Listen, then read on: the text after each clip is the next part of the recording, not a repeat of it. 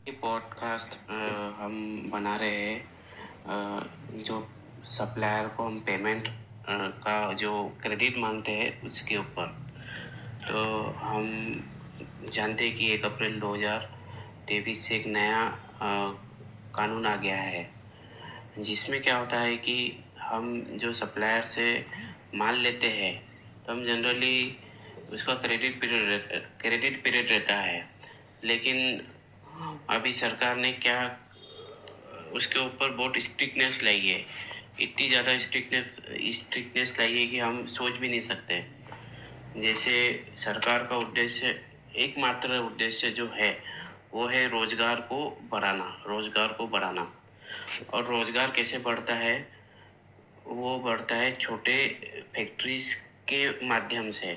छोटे और medium factories को अगर वो मजबूत रहती है तो वो रोजगार को बढ़ावा देती है। लेकिन अगर ये फैक्ट्रीज डिस्टर्ब होती है तो रोजगार भी डिस्टर्ब होता है, तो सरकार का उद्देश्य पूरा नहीं होता।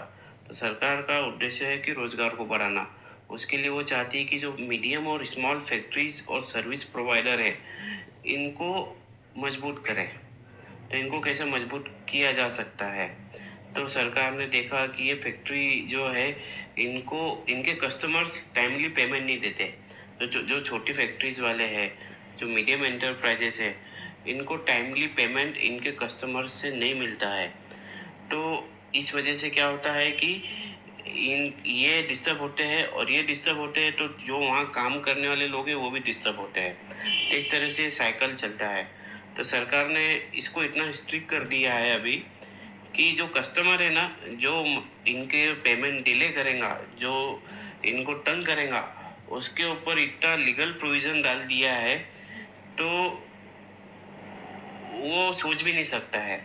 तो यहाँ पर हमारी भूमिका क्या है कि हम अगर कोई कस्टमर है ऐसी फैक्ट्रियों के, अगर हम ऐसी फैक्ट्रियों से माल लेते हैं जो मैन्युफैक्चरर है या सर्विस प्रोवाइडर है जिसका टर्नओवर 50 करोड़ तक है और वो मैन्युफैक्चरर है, तो आजकल क्या होता है कि व्यापार के अंदर मैन्युफैक्चरर से परचेसिंग ज़्यादा हो रही है क्योंकि मार्केट कॉम्पिटिटिव हो गया है। तो मैन्युफैक्चरर माल डायरेक्ट जो रिटेल काउंटर है वहाँ पे माल देता है।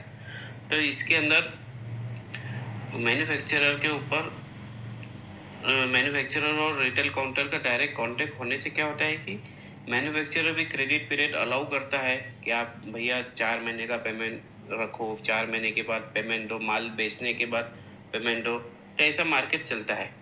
तो ये चलता है, आप दोनों भी एग्री है, मैन्युफैक्चरर भी एग्री है, रिटेल काउंटर वाला भी एग्री है। लेकिन इसमें सबसे ज़्यादा डिसएग्री है सरकार। सरकार इतनी डिसएग्री है, सरकार पूरी तरह से डिसएग्री है चीज़ के ऊपर। सरकार का क्या कहना है कि आप मैन्युफैक्चरर को 15 दिन के अंदर पेमेंट करो। अगर आपके टर्म्स डिसाइडेड नहीं है, कहीं पर भी डिसाइडेड नहीं है, तो आप 15 दिन के अंदर पेमेंट कर दो। ठीक है। अगर आपके टर्म्स डिसाइडेड है, अगर आपके कुछ टर्म्स डिसाइडेड है तो उसके अंदर हम मैक्सिमम 45 डेज अलाउ करेंगे। यानी उदाहरण के लिए अगर आपके टर्म्स 30 दिन के डिसाइडेड है तो हम 30 दिन आपको अलाउ करेंगे। अगर आपके टर्म्स 60 दिन के है तो हम आपको 45 डेज ही अलाउ करेंगे। तो 45 डेज अपर लिमिट है। ठीक है। तो उस हिसाब से एक अपर लिमिट हमारी डिसाइड हो गई। तो सरकार ने इसके अंदर प्रतिबंधन ला लिया। तो सरकार का क्या कहना है कि जब मार्च होता है तो वो बैलेंस शीट में जो जो भी क्रेडिटर आउटस्टैंडिंग रहेंगे तब वो देखेंगे।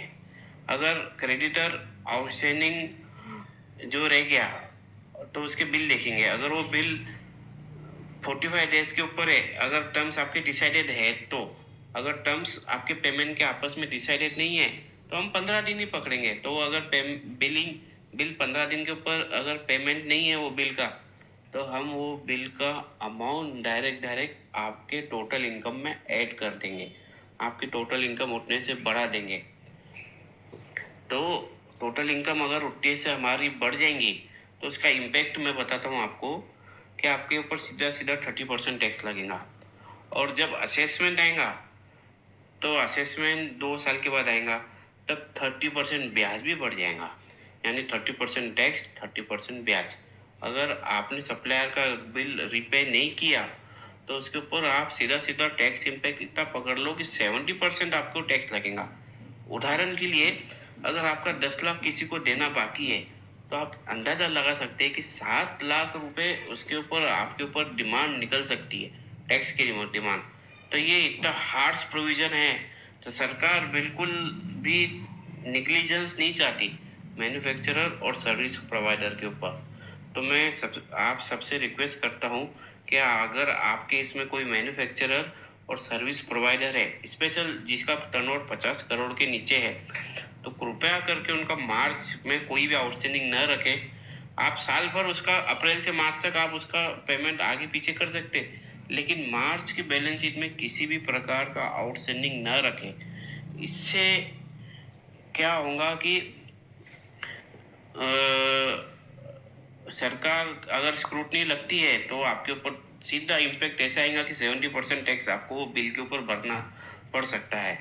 तो ये कोई मामूली बात नहीं है। और इसकी कोई अपील वगैरह भी बहुत, अपील में भी चैलेंजेस, यानी अपील भी फाइल नहीं हो सकती। इसका अपील फाइल भी होंगे तो हम हार सकते हैं इसके अंदर।